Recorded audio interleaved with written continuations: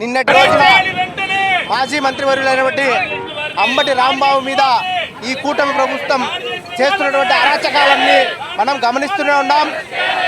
గడిచిన కొద్ది రోజులుగా ఏదైతే కూటమి ప్రభుత్వం ఏర్పడినప్పటి నుంచి కూడా ఎవరైతే వైఎస్ఆర్ కాంగ్రెస్ పార్టీ నాయకులు ఉన్నారో, కార్యకర్తలు ఉన్నారో వాళ్ళందరి మీద రెడ్ బుక్ రాజ్యాంగం చేసి వాళ్ళను అక్రమ అరెస్ట్ చేసి వాళ్ళ ఇంటి మీద దాడి చేసి దౌర్జన్యం చేస్తున్న పోలీసులు ప్రేక్షపాతం ఇస్తున్నారంటే ఇంతకంటే దౌర్భాగ్యమైన ప్రభుత్వము ఏది ఇప్పుడు ఉండదని చెప్పి తెలియజేస్తున్నారు.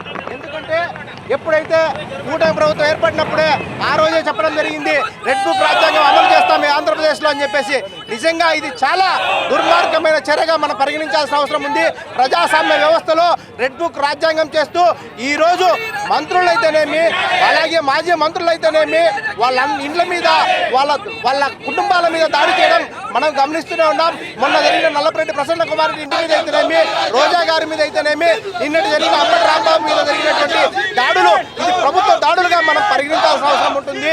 ఎందుకంటే ఒక కాపు మంత్రి మీద ఇంత అరాచకంగా వాళ్ళ ఇంటికి దమనకాండ చేస్తున్న పోలీసు వారు అక్కడ ఉండి వాళ్ళకు సహకరిస్తున్నారంటే దీని వెనకాల ఖచ్చితంగా మన లోకేష్ గారు చెప్పినటువంటి రెడ్ బుక్ రాజ్యాంగం అమలయ్యే పరిస్థితి ఈ రాష్ట్రంలో ఉంది. రాబోయే రోజుల్లో ఇదే పరిస్థితి కొనసాగితే ప్రజలు వాళ్ళ మీద తిరగబడే కార్యక్రమం వస్తుంది. మా జగన్మోహన్ రెడ్డి గారు ఒకటే చెప్పారు, రాబో రోజుల్లో ఖచ్చితంగా ఎవరైతే ఇంత అరాచక పరిపాలన చేస్తున్నారో, ఏ అధికారులు అయితే దీన్ని సహకరిస్తున్నారో వాళ్ళందరికీ జగన్మోహన్ రెడ్డి గారి ప్రభుత్వం వచ్చిన తర్వాత తప్పకుండా తగిన మూల్యం చెల్లించే కార్యక్రమం చేస్తామని చెప్పి తెలియజేస్తున్నాం. ఇప్పటికైనా పోలీసులు ఇమ్మీడియట్లీగా ఎవరైతే ఇంటి మీద దాడి చేశారో వాళ్ళని అరెస్ట్ చేయాలి. అలాగే వెంటనే అంబటి రాంబాబు గారిని విడుదల చేయాలి. లేకపోతే జరగబోయే పరిణామాలకు ఈ ప్రభుత్వమే బాధ్యత వహించాలని చెప్పేసి కూడా మేము తెలియజేస్తున్నాం. ఈరోజు నిన్నటి దినమున అంబటి రాంబాబు గారి పైన జరిగినటువంటి దాడి కానీ ఆ తర్వాత జరిగినటువంటి పరిణామాలకు పూర్తి బాధ్యత తెలుగుదేశం పార్టీది. ఎందుకంటే అంబేద్కర్ గారు నిరసన తెలియజేసే హక్కు ఈ భారతదేశంలో ఎవరికైనా ఉంది. ఏదైనా వైఎస్ఆర్ కాంగ్రెస్ పార్టీ ఈ రాష్ట్రంలో నిరసన తెలుపుకునే హక్కు వైఎస్ఆర్ కాంగ్రెస్ పార్టీ ఉంటుంది.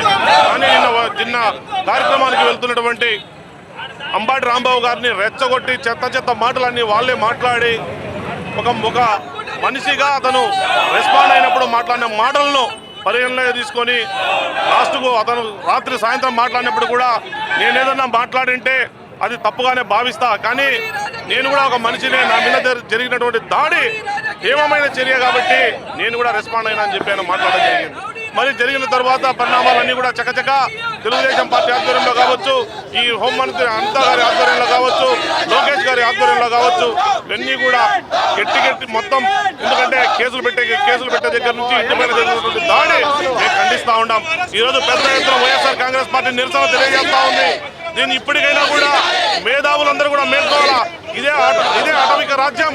ఇక్కడ రాజ్యం వెళ్తే రాబోయే రోజుల్లో కూడా ఈ రాష్ట్రంలో ప్రశాంతత ఎక్కడ కూడా ఉండదు. చంద్రబాబు నాయుడు గారు అనుభవం అని చెప్తా ఉంటాడు, కానీ ఎక్కడ కూడా చేసేదంతా మాత్రం చెత్త పనులు, చెప్పేది మాత్రం నీతులు. ఎందుకంటే మరి వాళ్ళు కూడా ఆలోచించుకోవాలా. ఈరోజు అరెస్ట్ చేయడం పెద్ద పని కాదు. భవిష్యత్తులో వాళ్ళకు కూడా ఇదే రీతిలో జరిగినప్పుడు ఏ విధంగా ఉంటుందని తెలుగుదేశం పార్టీ వాళ్ళు కూడా ఆలోచించుకోమని చెప్పి మేము తెలియజేసుకుంటూ, ఇప్పటికైనా వెంటనే అంబటి రాంబాబు గారిని రిలీజ్ చేయాలని చెప్పి కేసు ప్రభుత్వం ఉపసంహరించుకోవాలని చెప్పి డిమాండ్ చేస్తాం.